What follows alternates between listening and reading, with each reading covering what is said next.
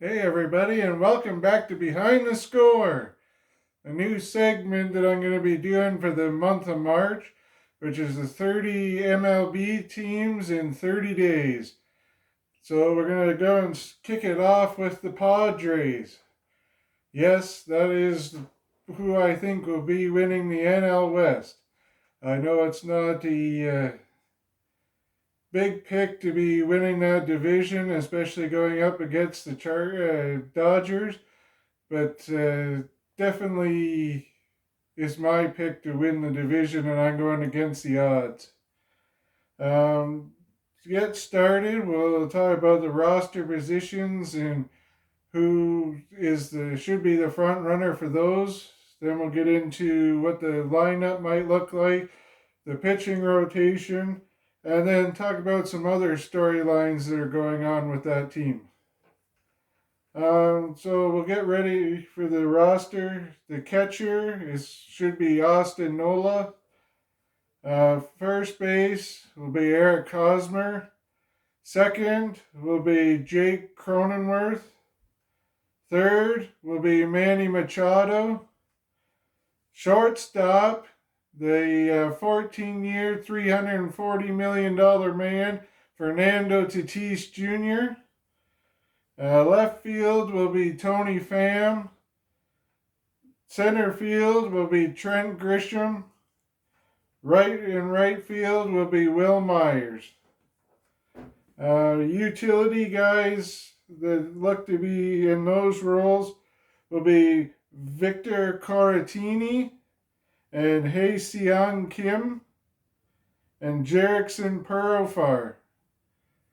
This is definitely a lineup and roster that could have people moving up and down and all over the place. There's tons of versatility there. So to put together the 2021 lineup, I've got Tommy Pham leading it off in first. Behind him will be Manny Machado. In third will be Fernando Tatis Jr. I can't wait to see how many bat flips come out of this season. This guy is always full of energy, so it'll be great to finally get the baseball season started. Eric Hosmer will bat fourth. Cronenworth will bat fifth. Myers should bat sixth. Grisham will bat seventh. Rounding it out would be Nola batting eighth. And then because it doesn't seem like the designated hitter is going to move into this season with the NL, that means we'll be back to the pitcher hitting there. So number 9 spot would be Blake Snell. And talking about Snell, the pitchers for this year will be Yu Darvish, Blake Snell, Lamet, Musgrove, and Paddock should be the 5 that get the starting roles there. So the pitching rotation should work out to be similar to I have Blake Snell leading it off in the first game. This is a guy coming from Tampa. They had an issue at the end of last season in the playoffs where he felt he was taken out early. I thought he was taken out early. So he's moved to San Diego and he's hoping he gets a longer leash there.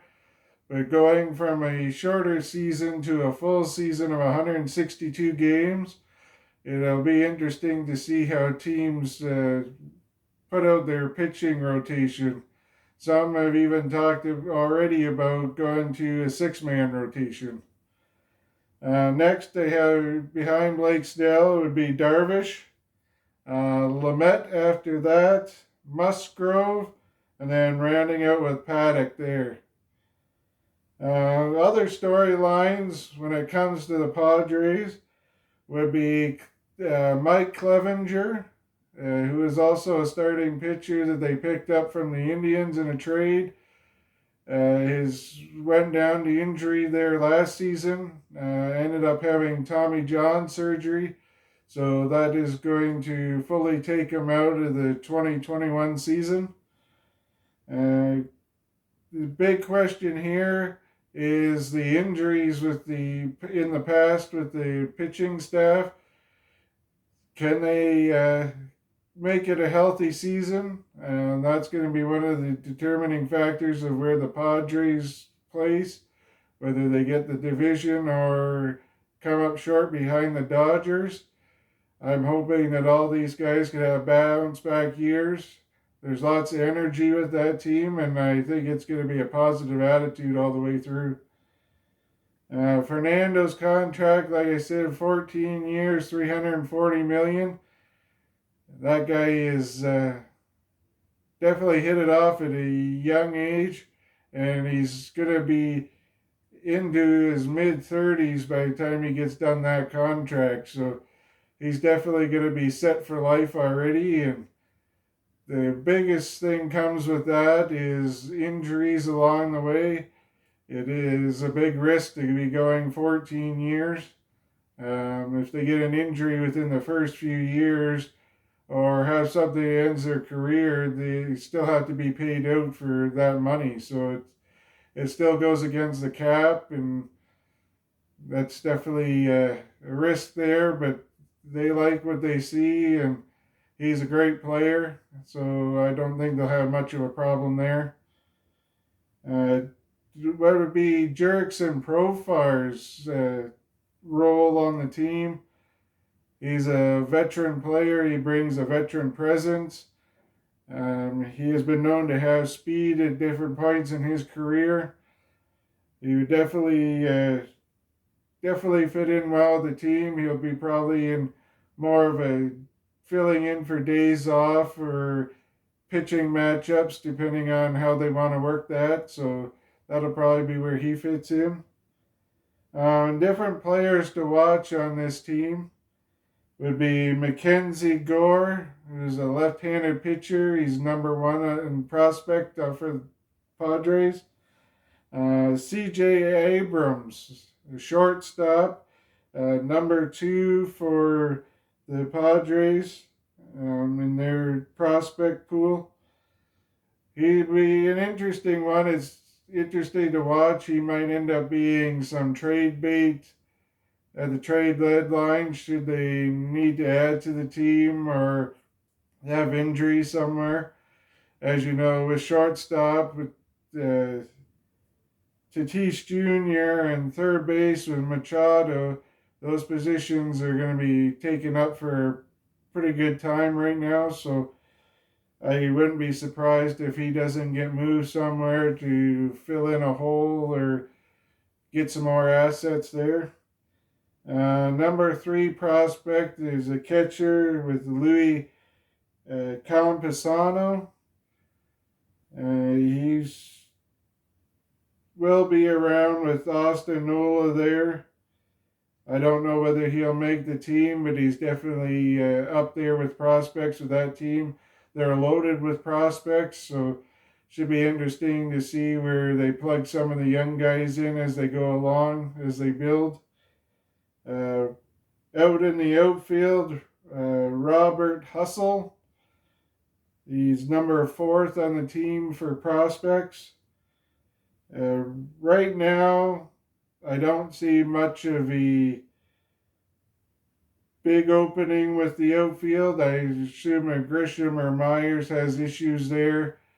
Profar that he might get a shot later on in the season when they expand, but for the beginning, I don't see that really panning out there. I think he'll end up in AAA, playing most of his time there.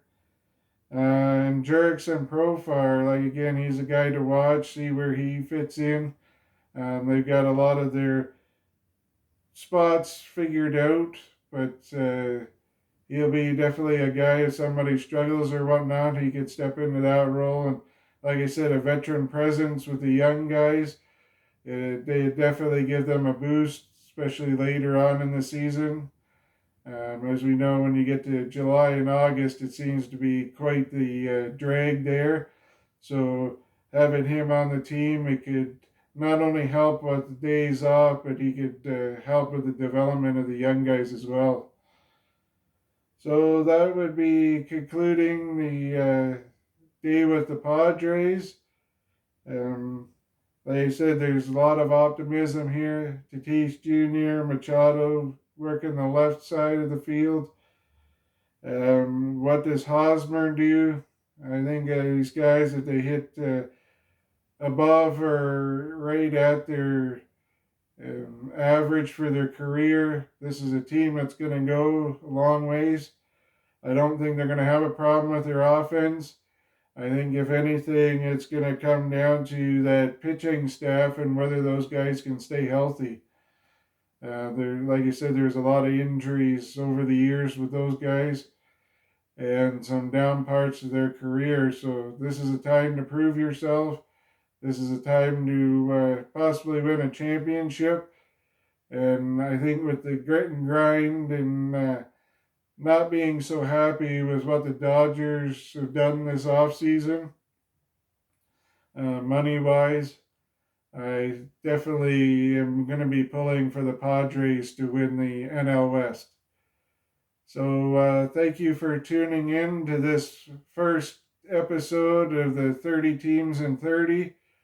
I hope you enjoyed watching. Let me know your comments, what you liked, what you didn't like, who would you put where, if you had to change some things. But just big with interactions and getting out with the fans, and I would love to hear your opinions as well. So leave a comment, share, watch it, and have a great day.